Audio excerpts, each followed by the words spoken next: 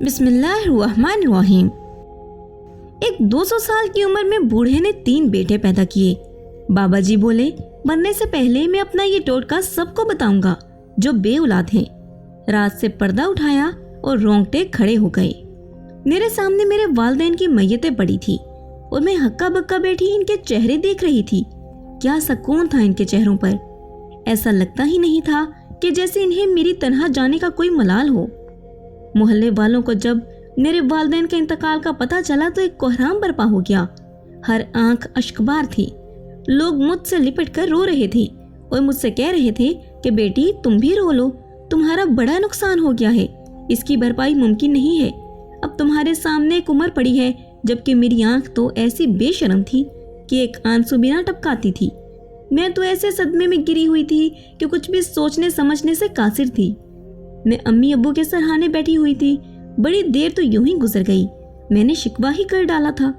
میں بولی آپ دونوں نے میرے ساتھ بڑی زیادتی کی ہے، مجھے یہ تو بتائیں میں کس کے سینے سے لگ کر رہوں، کس کو اپنا غم بتاؤں؟ جانا ہی تھا تو باری باری چلے جاتے، مجھے سنبھلنے کا موقع تو دیا ہوتا۔ پھر مغرب کی اذان کے بعد تدفین کا شور اٹھا، تب وہ لمحہ قیامت خیز تھا۔ میں خود پر باندھے ہوئے تمام ضبط کھو بیٹھی۔ پھر جو چیخ چیخ کر روئی تو کسی کے قابو میں کہاں آتی تھی۔ مغرب ہو چکی تھی اور مجھے سچ میں لگنے لگا تھا کہ اب میں یتیم ہو گئی ہوں۔ میرے والدین کو لے جایا گیا اور میں تو روتی رہ گئی۔ کئی بار ان سے کہا بھی کہ میرے والدین کو لے کر مت جائیں، میں جوان جہاں لڑکی اپنے والدین کے بغیر کیسے رہوں گی؟ پھر بھی کسی نے میری بات نہ سنی۔ ہفتہ بھر تو محلے کی ایک انٹی میرے ساتھ سوتی رہی، مگر پھر وہ بیچاری بھی کب تک میرا ساتھ دے سکتی تھی بھلا؟ آج میں گھر میں تنہا تھی۔ ہر کونے خدرے سے ایسا ہی لگتا تھا اب بھی امی آ جائیں گی اور کہیں گی سکینہ نماز پڑھ کر جلدی سے آ جاؤ، کھانا تیار ہے۔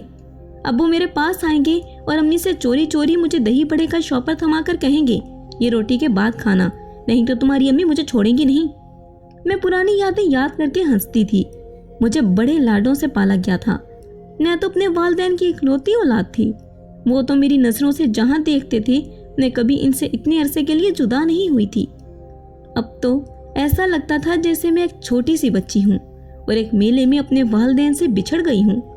ساری رات یوں ہی روتے بلکتے گزری۔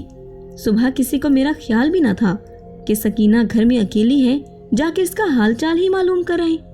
میں بھوکی پیاسی بیٹھی ہوئی تھی جب گھر کے دروازے پر دستک ہوئی۔ میں نے دروازہ کھولا کہ شاید کوئی میرے غموں پر مرہم رکھنے آ گیا ہو، مگر سامنے مالک مکان کو کھڑا دیکھ کر میں تو سہم سی گئی تھی۔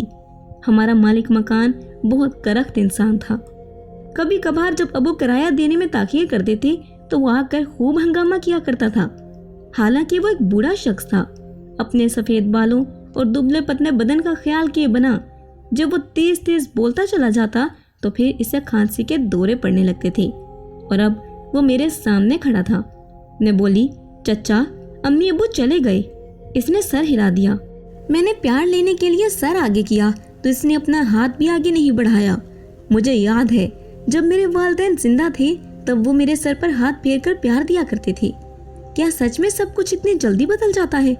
میری آنکھوں میں آنسو آ گئے تھے جنہیں میں نے بڑی مہارت سے چھپا لیا تھا۔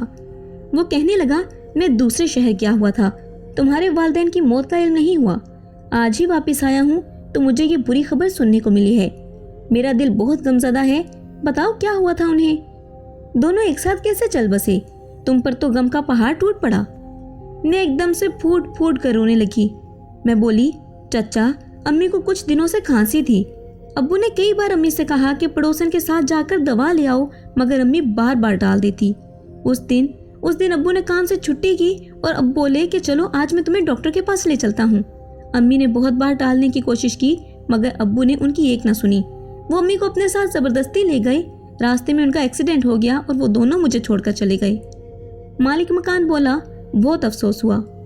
اچھا خیر اب تمہارا گزارا کیسے ہو رہا ہے؟ کمانے والا باپ تو چلا گیا۔ میں نظریں جھکا دی اور بولی ابھی تو بس ہو ہی رہا ہے گزارا، محلے والوں نے میرے سر پر ہاتھ رکھا ہوا ہے۔ مالک مکان بولا اچھا تو تم خیرات پر پل رہی ہو؟ یہ بات سن کر میں تو سکتے میں آ گئی تھی۔ آنکھوں سے آنسو گرتے جا رہے تھے مگر منہ سے ایک لفظ نہیں نکلا۔ پھر وہ کہنے لگے سکینہ میں ایک کاروباری شخص ہوں، आज मालिक मकान के मुंह से अपना नाम सुनकर मुझे बहुत अजीब लगा था। उसने कभी मुझे मेरे नाम से मुखातिब नहीं किया था। वो तो हमेशा मुझे बेटी बेटी कहकर पुकारते थे, मगर आज उसने बेटी कहना भी गवारा नहीं किया था। वो बोला, मुझे तो अपना किराया वक्त पर ही चाहिए होता है, मैं इस मामले में कोई रियायत नहीं करूँगा। आज महीने की 10 तारीख है, 15 तक मुझे किराया दे देना। मेरा दिल चाहा कि मालिक मकान से कह दूं कि चाचा मुझे थोड़ी सी रियायत दे दो, मगर इसकी बातें इतनी बुरी लगी मेरे दिल को कि इसके सामने ऐसी बात करना मेरा ज़मीर गवारा ही नहीं कर रहा था। खैर, वो तो चला गया। मैं सोचने लगी कि 17,000 रुपये मैं किससे मांगूंगी। मैं एक सफ़ेद पोश मोहल्ले में रहती हूँ। यहाँ सब भी अपना गुजारा बड़ी मुश्किलों से किया करते थे। मैं मालिक मकान के जाने के बाद फूट फूट कर रोती रही। दोपहर तक मेरे पास मोहल्ले की चंद औरतें आई थी। उन्होंने मुझसे खाने का पूछा तो मैं हक्का बक्का रह गई। सुबह से मेरे हलक से एक नवाला नहीं उतरा था, मगर फिर भी मुझे भूख का एहसास तक नहीं हो रहा था। उन्होंने ही मुझे खाना पका कर दिया और अपने हाथों से खिलाया। मोहल्ले की एक घंटी सानिया मेरी अम्मी की बड़ी पक्की सहेली थी। वो अम्मी के जाने के बाद मेरा बहुत ख्याल रख रही थी। मुझसे कहने लगी, आज तो बहुत परेशान लग रही है। मैंने उन्हें जल्दी जल्दी सारी बात बता दी कि आज किस तरह मालिक मकान आया था और पैसों का तकाजा कर रहा था। सानिया आंटी कहने लगी, बूढ़े की टांगे कब्र में हैं, मगर फिर भी इसका लालच खत्म होने में नहीं आ रहा। किराया कहीं भागा तो नहीं जा रहा ना? वालिदैन के मरे हुए भी दिन ही कितने हुए हैं कि वो अपने पैसे मांगने पहुंच गया। मैं बोली, आंटी अब इस बेहिस इंसान का क्या कर सकते हैं? वो कहने लगी, तुम बिल्कुल बेफिक्र रहो, मैं कोई ना कोई इंतजाम कर लूंगी। सानिया आंटी की बातें सुनकर मुझे जरा तसल्ली हुई थी। मुझे इल्म था कि अब जब उन्होंने कह दिया है कि वो कुछ करेंगी तो फिर लाजमी मेरा साथ देने वाली थी।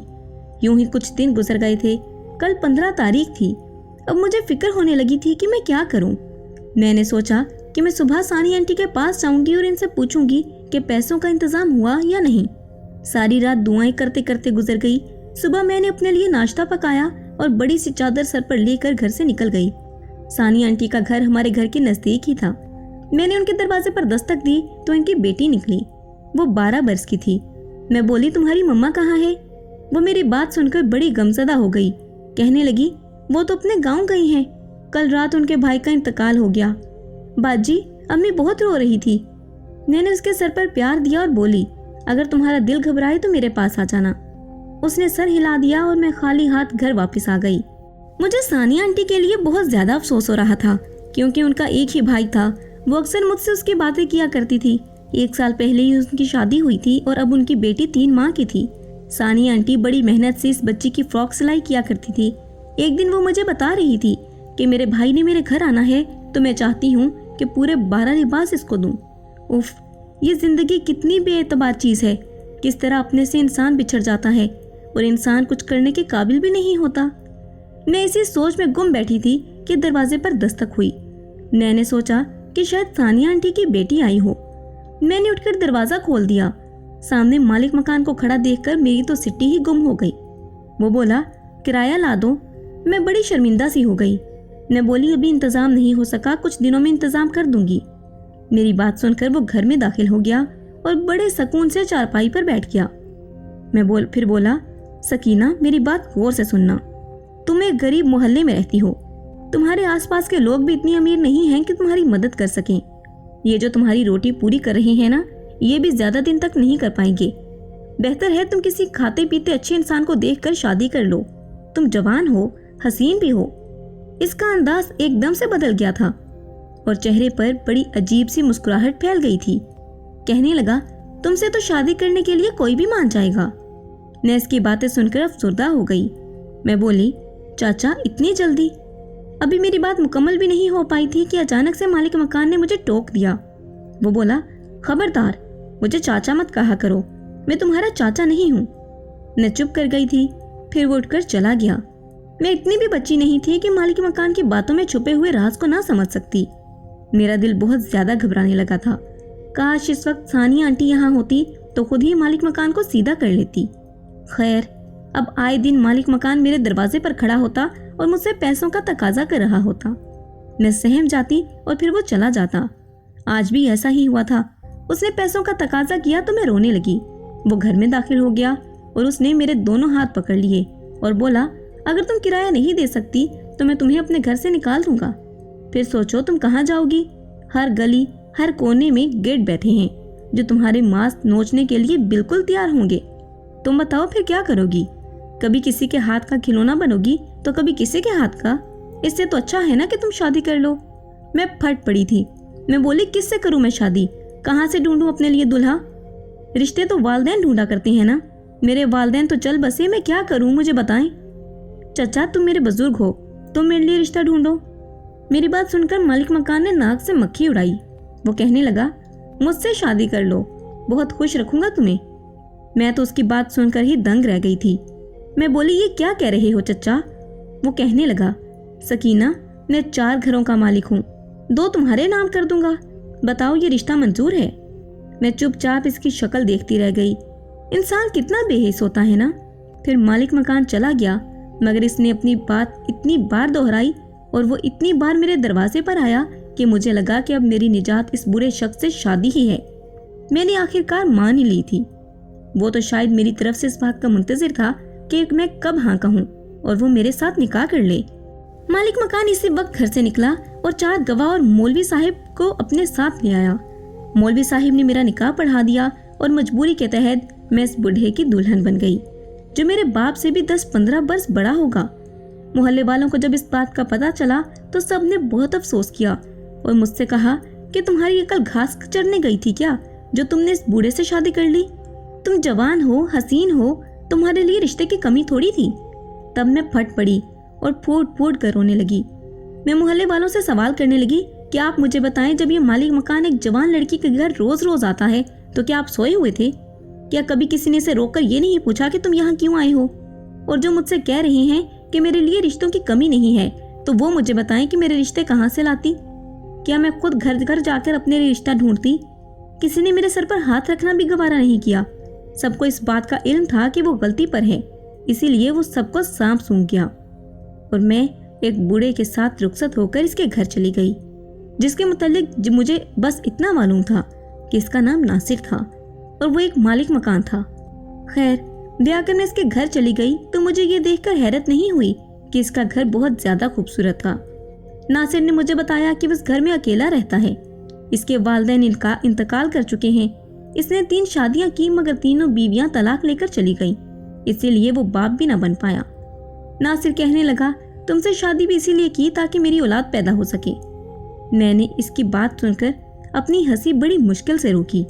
इतना तो मुझे बयां था कि नासिर की उम्र अपने बच्चे पैदा करने वाली नहीं थी, बल्कि अपने पोते पोतियां खिलाने की उम्र थी। मैंने बड़ी मजबूरी में नासिर से शादी की थी। मेरी जवानी के सारे खौफ मलिया मेट हो गए थे। नासिर मुझसे बातें करके उठकर कमरे में चला गया। मुझे लगा कि शायद वो कमरे से कुछ लेने गया होगा, मगर जब बहुत देर गुजर जाने के बाद भी वो कमरे से ना आया तो मेरी आंखें भारी होने लगी थी, इसीलिए मैं सोने के लिए लेट गई। आधी रात के करीब मेरी आंख नासिर की आवाज से खुली। वो कहने लगा, सकीना तुम सो क्यों गई? आज हमारी शादी की पहली रात है।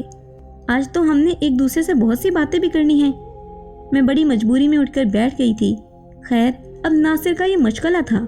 वो रात का खाना खाने के बाद कुछ देर मेरे पास बैठता और फिर उठकर दूसरे कमरे में चला जाता। ना सिर्फ इस कमरे को अंदर से बंद कर लेता, इसने मुझसे कह दिया था कि सकीना तुम इस कमरे के करीब भटकना भी मत। मैं इसकी हर बात चुपचाप मान लिया करती, क्योंकि वो लाडली सकीना तो अपने वालिदैन के साथ ही दम तोड़ गई थी। खैर, वो आधी रात के वक्त कमरे में आता और मुझे आते ही जगा देता। मुझे नासिर की इस हरकत से बड़ी कोफत होती। इस तरह हर रात जागने की वजह से मेरी तबीयत खराब रहने लगी। मुझे चक्कर आते रहते थे और सारा दिन मुझ पर गनूदगी तारी रहती थी। एक दिन नासिर कहने लगा, तुम्हारी तबीयत ठीक नहीं रहती, क्या हुआ है? मैं बोली, नासिर आप मुझे हर रात बातें करने के लिए जगा देते हैं, इस वजह से मेरी नींद पूरी नहीं होती। माँ से कहने लगा, हाँ औलाद के लिए सब कर रहा हूँ, मैं दूसरे कमरे में भी इसीलिए जाता हूँ। मुझे तो लगता है कि तुम माँ बनने वाली हो। नासिर की बात सुनकर मैं हंसी थी। मैं बोली, आपने कभी सुना है कि इस उम्र में किसी के यहाँ औलाद हुई हो? नासिर कहने लगा, नहीं सुना, मगर मुझे यकीन है मेरे घर औलाद जरूर होगी। चलो मैं तुम्हें डॉक्टर के पास ले चलता हूँ। मैंने सोचा कि डॉक्टर के पास जाने में कोई मजायका नहीं है। इस बूढ़े की खुशफहमी तो खत्म हो, न जाने किस गुमान में है कि इसके यहाँ औलाद होने वाली है। यूं मैं नासिर के साथ डॉक्टर के पास चली गई। डॉक्टर ने मेरा तफसीली मुआयना किया और बोली, आप हामला हैं। ऐसे वक्त में आपको अपने शोहर के साथ आना चाहिए था। मैंने नासिर की जानिब देखा और बोली, ये मेरे शोहर हैं। डॉक्टर दंग रह गई, मगर खैर, उसने मुझे कहा कि तुम एक लड़की हो, इसलिए तुम्हें अपना बहुत ज्यादा ख्याल रखने की जरूरत है। उसने मुझे चंद दवाइयाँ दी और घर वापस भेज दिया। मैं तो इसी सदमे से नहीं निकल पा रही थी कि मैं हामला कैसे हो गई। मुझसे तो मेरा शोहर ही बर्दाश्त नहीं हो रहा था, इसके बच्चे की माँ बनने का किसी तौर मंजूर नहीं था। खैर, मुझे वो अपने शोहर पर भी कुछ शक होने लगा था कि वो दूसरे कमरे में क्यों जाता था। और फिर उसने कहा कि वो दूसरे कमरे में औलाद की खातिर जाता है, तो ये बात मेरी समझ से बाहर थी। दूसरे कमरे का औलाद से क्या ताल्लुक था? मैंने सोचा कि मैं अपने शोहर की गैर मौजूदगी में इस कमरे का जायजा जरूर लूंगी। दरअसल बात यह है कि मेरी अम्मी अब्बू से पूरे 10 साल छोटी थी। दोनों में बहुत मोहब्बत थी। मैं पैदा हुई तो उसके बाद उनके यहाँ दोबारा औलाद नहीं हो सकी। मुझे याद है कि एक दिन मेरी वालदा सानिया आंटी को बता रही थी कि डॉक्टर ने मुझसे कहा है कि तुम तो कम उम्र हो, तुम्हें औलाद हो सकती है, मगर तुम्हारे शोहर की उम्र ज्यादा है, इस वजह से औलाद नहीं हो रही। तब तो मेरे अब्बू की उम्र इतनी ज्यादा भी नहीं थी, और फिर मेरा शोहर, वो तो मेरे अब्बू से भी बहुत बड़ा था। फिर इसके बच्चे कैसे हो सकते थे, और इसके बच्चे के साथ मैं हामला कैसे हो सकती थी? ये बात मेरी समझ से बाहर थी। खैर, मैं मौके की तलाश में थी कि कब मेरा शोहर घर से बाहर जाए और मैं इस खुफिया कमरे की तलाशी लूं। अल्लाह अल्लाह करके वो वक्त आ गया जब मेरा शोहर मेरे पास आया और बोला, सकीना, मैं जरा बाहर जा रहा हूँ, मगर तुम्हें कसम है तुम बेड से नहीं उठना, अपना भरपूर ख्याल रखना। मैं बोली, आप फिक्र ना करें, मैं अपना ख्याल रखूंगी। वो मुझसे वादा लेकर घर से बाहर चला गया तो मैं फौरन से उठकर अपने शोहर के खुफिया कमरे में चली गई। मेरे जहन में तो यही था कि ये कमरा अजीब सा होगा, पूरी इसरार सा। इसमें दाखिल होते ही मैं खौफजदा हो जाऊंगी, मगर ऐसा तो कुछ भी नहीं था। ये तो एक बहुत ही सादा सा कमरा था, छोटा सा, साफ सुथरा और रोशन कमरा। फिर भी मेरी तसल्ली नहीं हो रही थी, इसीलिए मैंने जल्दी से इस कमरे की तलाशी लेना शुरू कर दी। मैं चाहती थी कि मेरे हाथ मेरे शोहर का राज लग जाए, मगर आधे घंटे की छानबीन के बाद भी मेरे हाथ कोई चीज नहीं लगी। मैं सख्त बदमजा हो चुकी थी। इसे भी जल्दी से आकर अपने कमरे में लेट गई। मैंने सोचा कि अब मेरे पास वाहिद हल यही है कि जब मेरा शोहर इस कमरे में मौजूद हो, मैं इस पर छापा मार दूं। अब मैंने सोच लिया था कि अब जब मेरा शोहर जैसे ही इस कमरे में दाखिल होगा, मैं भी इसके पीछे ही कमरे में जाऊंगी। थोड़ी देर बाद मेरे शोहर घर वापस आ गया। वो बोला, सकीना, तुमने मेरी गैर मौजूदगी में अपना ख्याल तो रखा है ना? तुमने घर के किसी काम को हाथ तो नहीं लगाया? मैंने नफी में सर हिला दिया और बोली, मैं तो बिस्तर से उठी भी नहीं। वो खुश हो गया और मेरे पास बैठकर बातें करने लगा कि मैं चाहता हूँ जल्द से जल्द अपनी औलाद को अपनी गोद में उठा लूं, कोई मुझे भी बाप कहने वाला हो। मैं चुपचाप इसकी बातें सुनती रही थी। रात हुई तो हमने मिलकर खाना खाया। मेरे शोहर ने मुझे दवाइयाँ दी और उठकर खड़ा हो गया। वो बोला, सकीना, मैं दूसरे कमरे में जा रहा हूँ, तुम आराम से सो जाओ। मैं जल्दी से बोली, नासिर, अब तो हमारे यहाँ औलाद भी होने वाली है, अब दूसरे कमरे में क्यों जाते हैं? वो हंस दिया और बोला, तो क्या ना जाया करूं? मैं इस काम को बीच में नहीं छोड़ सकता, मुझे ये काम मुकम्मल करना है। मैंने सर हिला दिया और आराम करने की गर्ज से लेट गई। थोड़ी देर बाद जब नासिर दूसरे कमरे में चला गया तो मैं जल्दी से उठकर बैठ गई। आज मैंने नासिर पर छापा मारना था। मैं आहिस्ता आहिस्ता चलती हुई दूसरे कमरे के दरवाजे के पास आ गई। हमारी शादी को काफी अरसा बीत चुका था, इसीलिए नासिर को इतना तो पता चल ही गया था मैं कभी उसकी इजाजत के बगैर खुफिया कमरे में नहीं गई, इसीलिए उसने कमरे को अंदर से कुंडी नहीं लगाई थी। मैंने एक धक्के से दरवाजा खोल दिया तो सामने का मंजर देखकर मैं दंग रह गई, जबकि नासिर भी मुझे देखकर हवास बाख्ता हो गया। वो बोला, तुम यहाँ क्या कर रही हो? मैं चुपचाप खड़ी थी, मेरी आंखों से आंसू गिर रहे थे। तब नासिर बोला, यहाँ आओ, मैं तुम्हें सारी बात बताता हूँ। तब वो बोला, मैं एक वाजबी शक्ल सूरत का मर्द हूँ। मेरी वालदा ने मेरे लिए हीरे जैसी लड़की ढूंढी थी, इसके साथ मेरी शादी करवाई। मैं बहुत खुश था, मगर वो मेरे साथ खुश नहीं थी। वो बहुत बेजार रहती थी। हमारी शादी को 1 साल हो गया, मगर हमारे यहाँ औलाद नहीं हुई, तो उसने मुझ पर यह इल्ज़ाम लगाकर तलाक ले ली कि मुझ में बाप बनने की सलाहियत नहीं है, जबकि ऐसा तो कुछ भी नहीं था। खैर तो अल्लाह की तरफ से थी। बाद में मुझे मालूम हुआ कि मेरी बीवी किसी और को पसंद करती थी। उसने तलाक लेने की खातिर मुझ पर इतना घिनौना इल्ज़ाम लगाया था। फिर मेरी अम्मी ने मेरी दूसरी शादी की। शादी के 5 साल तक मैं बाप नहीं बन पाया तो उसने भी मुझसे तलाक ले ली, क्योंकि पहली बीवी की बातें इस तक पहुंच चुकी थी।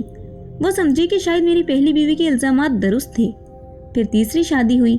मेरी ये शादी 7 साल रही और फिर तो मुझ पर ये छाप ही पड़ गई कि मैं ही बाप बनने की सलाहियत नहीं रखता।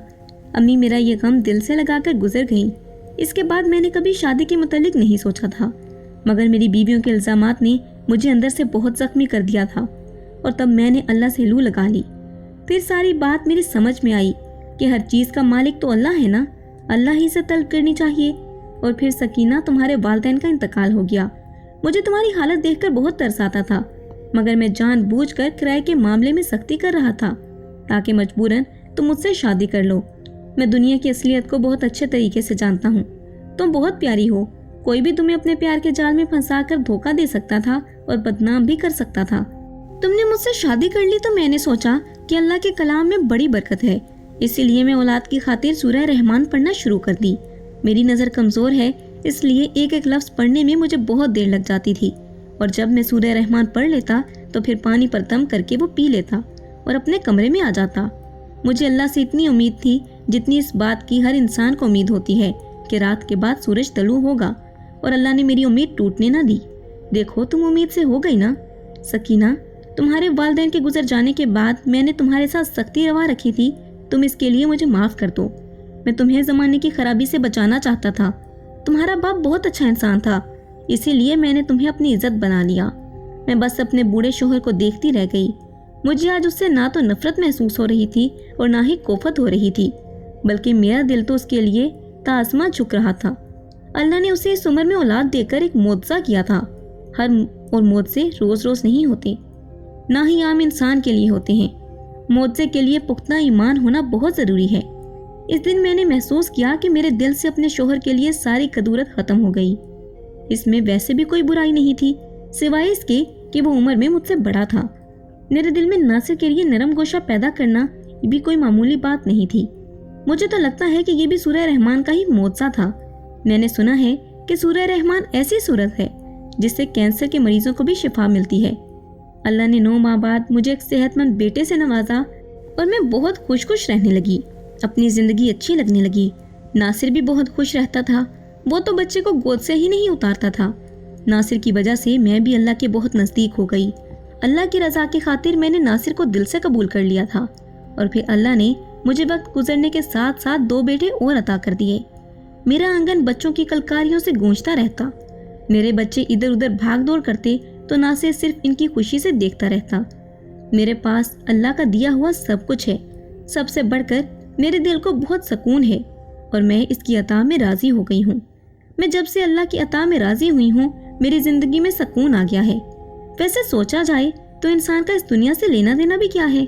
जिस मालिक ने पैदा किया है वो जितना दे रहा है, जैसा दे रहा है, खुश हो जाना चाहिए। ये तो रब की देन है, जो दे दिया ना दिया तो हम इंसान क्या कर लेंगे। हमेशा अल्लाह से मांगते रहना चाहिए, मुकम्मल यकीन के साथ, क्योंकि वही है जो अता करता है और बेबहा अता करता है। अगर आपको आज की कहानी पसंद आई है तो वीडियो को ज़रूर लाइक कीजिए और अपने दोस्तों के साथ भी शेयर कीजिएगा। और हाँ, अगर आपने अभी तक हमारा चैनल सब्सक्राइब नहीं किया तो ज़रूर सब्सक्राइब करें। मिलते हैं कल एक नई और दिलचस्प कहानी के साथ। अल्लाह हाफिज़।